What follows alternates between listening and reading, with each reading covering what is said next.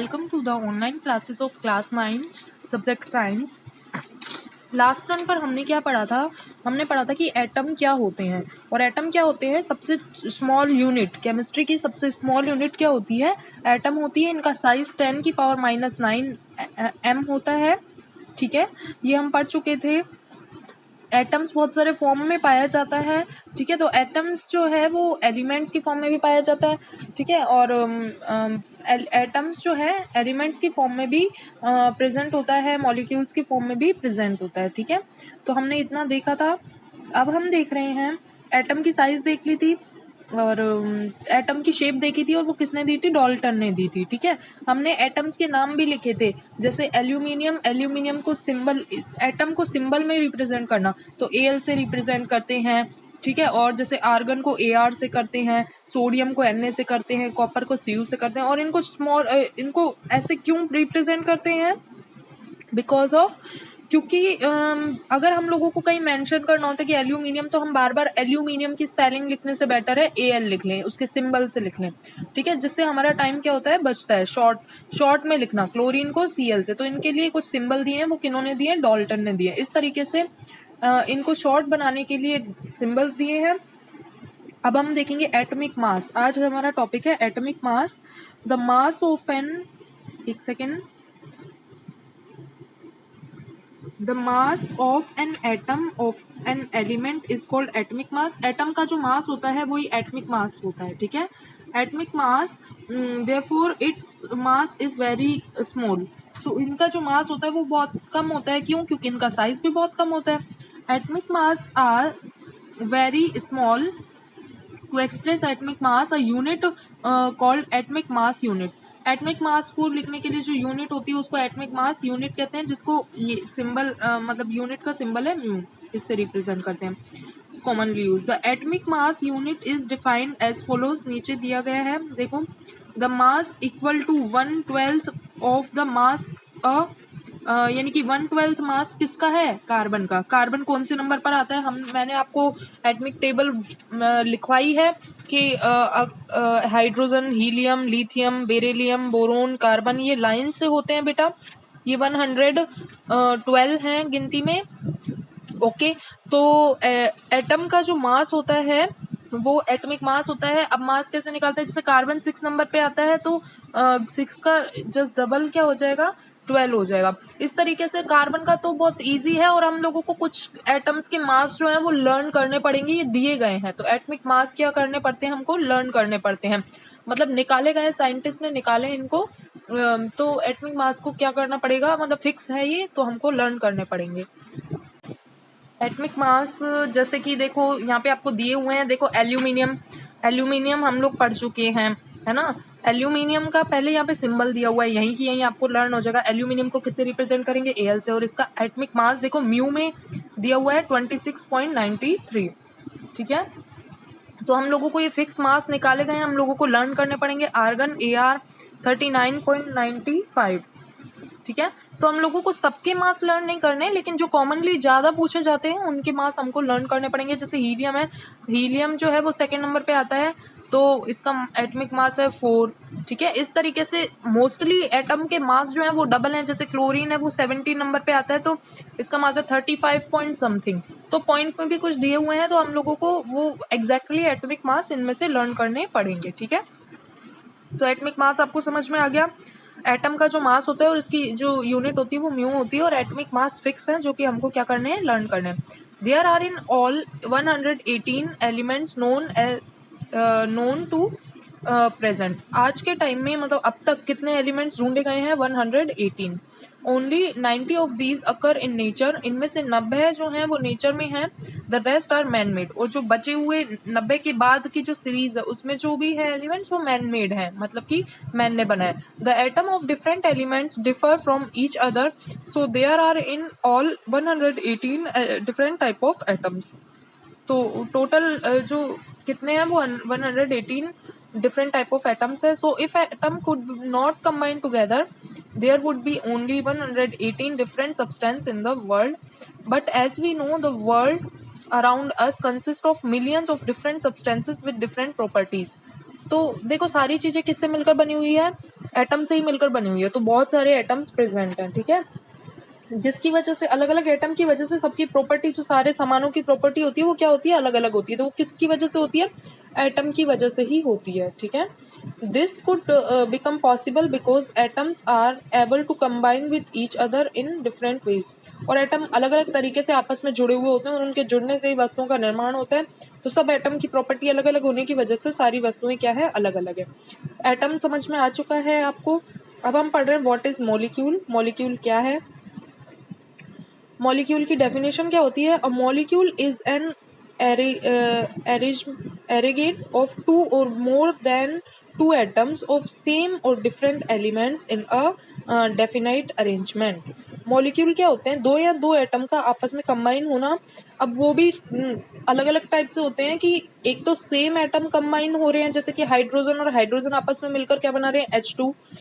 Molecules के parts हैं, एक एलिमेंट्स हो गए और एक कंपाउंड हो गए, यानी कि मॉलिक्यूल जो है एलिमेंट्स की फॉर्म में भी होते हैं और कंपाउंड की फॉर्म में भी होते हैं।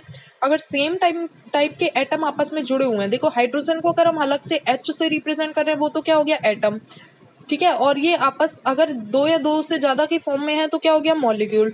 लेकिन अगर सेम एटम आपस में जुड़े हुए हैं, देखो हाइड्रोजन प्लस हाइड्रोजन यानी कि H2 आपस में बन रहा है, तो वो क्या हो गया, वो हो गया एलिमेंट। और अगर एक से ज्यादा एटम आपस में जुड़े हुए हैं, जैसे हम बात करें CO2 की, यानी कि कार्बन, एक एटम किसका हो गया, कार्बन, दो एटम किसके हो गए, ऑक्सीजन के। यानी इसमें हम देखें तो टू टाइप्स के एटम्स है, कार्बन और ऑक्सीजन। कार्बन और ऑक्सीजन आपस में जुड़े हुए हैं तो ये क्या हो गए, कंपाउंड। ओके, यानी कि सेम टाइप के एटम आपस में जुड़े हुए होते हैं तो वो एलिमेंट्स होते हैं, और डिफरेंट टाइप के एटम्स आपस में जुड़कर क्या बनाते हैं, कंपाउंड बनाते हैं। These atoms are held together by chemical force और केमिकल बॉन्ड।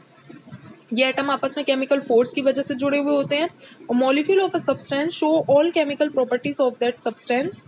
मॉलिक्यूल से की प्रॉपर्टी पता चल जाती है सब्सटेंस की, यानी कि सामानों की प्रॉपर्टी हम लोगों को एटम की वजह से होती है। और एटम भी क्या है, मॉलिक्यूल किससे मिलकर बने हैं, एटम से मिलकर बने हैं। अगर सेम टाइप के एटम आपस में जुड़े हुए हैं तो वो एलिमेंट है, और अगर अलग अलग टाइप के एटम आपस में जुड़े हैं तो वो कंपाउंड है, लेकिन दोनों ही मॉलिक्यूल की फॉर्म है, तो ठीक है।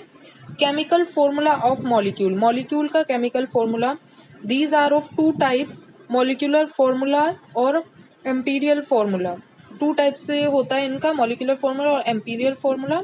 अब हम देखते हैं आपकी कोर्स में मॉलिक्यूलर फॉर्मूला तो आपको वही ज़्यादा डिस्कस करना है। मॉलिक्यूल ऑफ एलिमेंट्स, सबसे पहले हम लोग पढ़ रहे हैं मॉलिक्यूल ऑफ एलिमेंट्स। मैंने अभी आपको बताया कि मॉलिक्यूल की टू फॉर्म होती है, एक एलिमेंट की फॉर्म में और दूसरा कंपाउंड की फॉर्म में, ठीक है। Oxygen molecule is made up of to atoms of oxygen. Oxygen, देखो ऑक्सीजन जो है उसका रिप्रेजेंट किससे करते हैं, O से। अगर O से रिप्रेजेंट करेंगे तो वो क्या हो गया, एटम। लेकिन मॉलिक्यूल जो वो ऑक्सीजन जो है वो मॉलिक्यूल की फॉर्म में पाया जाता है, ठीक है। मॉलिक्यूल यानी कि एलिमेंट की फॉर्म में। एलिमेंट की फॉर्म में क्यों, क्योंकि ऑक्सीजन को कभी अकेला नहीं लिखा जाता है, इसको किससे रिप्रेजेंट किया जाता है, O2 से। और तो ये डाई एटोमिक मॉलिक्यूलर हो गया। डाई एटोमिक मॉलिक्यूलर क्यों, क्योंकि O2, तो 2 जो है वो डाई एटम को रिप्रेजेंट कर रहा है, इसको कभी भी सिंगल ऑक्सीजन नहीं लिखते। देखो रिप्रेजेंट बाय O2, ठीक है।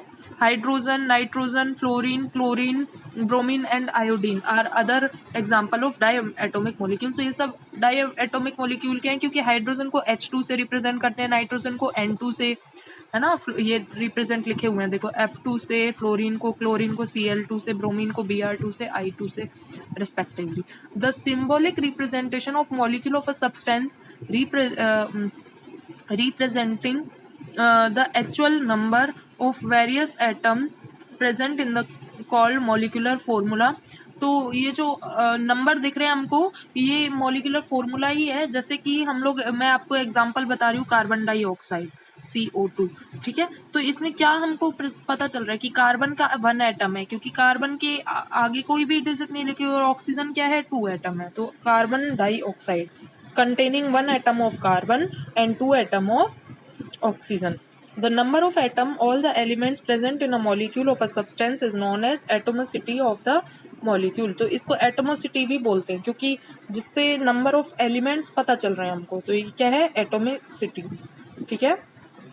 इस तरीके से ये हमारा हो गया एटमोसिटी।